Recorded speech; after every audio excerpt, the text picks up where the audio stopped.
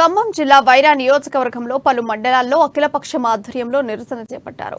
కేంద్ర ప్రభుత్వ ప్రజా వ్యతిరేక విధానాలను ఖండిస్తూ ర్యాలీ చేపట్టారు. కేంద్రంలో బీజేపీ ప్రభుత్వం రైతు ప్రజా వ్యతిరేక విధానాలను అవలంబిస్తుందని విమర్శించారు. రాబోయే ఎన్నికల్లో బీజేపీ ప్రభుత్వానికి తగిన బుద్ధి చెప్పాలని కోరారు.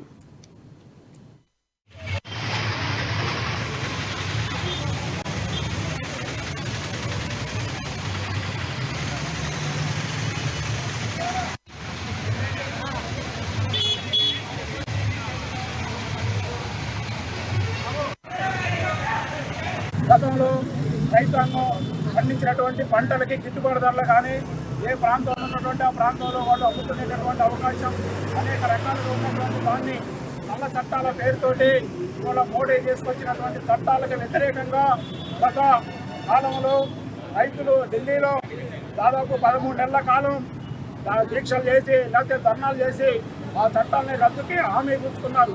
కానీ అవి నేటికి కూడా వాటిని హామీల్ని అమలు చేసేటటువంటి పరిస్థితుల్లో నరేంద్ర మోడీ లేడు. అదేవిధంగా ఇవాళ కార్మిక వ్యతిరేక విధానాలని అనుసరిస్తున్నటువంటి నరేంద్ర మోడీ విధానాలకు నిరసనగా అదేవిధంగా అఖిల భారత కార్మిక సంఘాల సమన్వయ కమిటీ ప్రభుత్వం ముందుంచడం అనేది జరిగింది.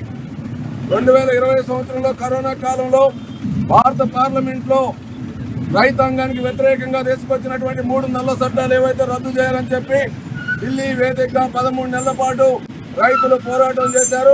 ఆ పోరాటం సందర్భంగా నరేంద్ర మోడీ ప్రభుత్వం రాతపూర్వకంగా సంయుక్త కిసాన్ మోర్చాకు ఒక రాతపూర్వకమైనటువంటి ఒప్పందాన్ని చేసుకోవడం జరిగింది.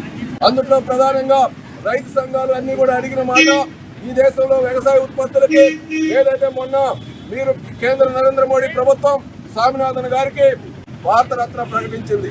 కానీ భారతరత్న స్వామినాథన్ గారు చెప్పిన మాటను మాత్రం నరేంద్ర మోడీ పట్టించుకోవట్లేదు.